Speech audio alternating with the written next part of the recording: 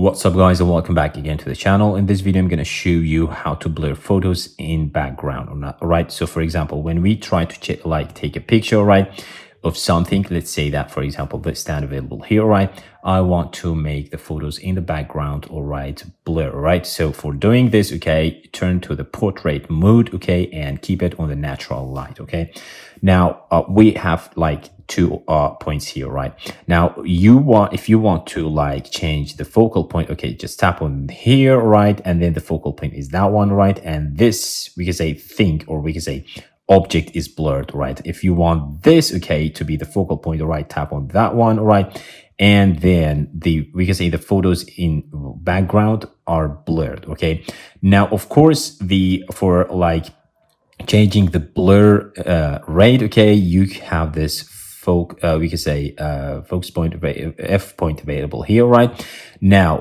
tap on it, all right, and then change the rate. Okay, so when you like swipe it to left, okay, it gets blurrier, right? I mean, of course, the depth, right? And if you swipe it to right, it is less. Okay, so if it helps, share with your friends and consider subscribing to our channel to see more videos like this one. See you next time. Bye bye.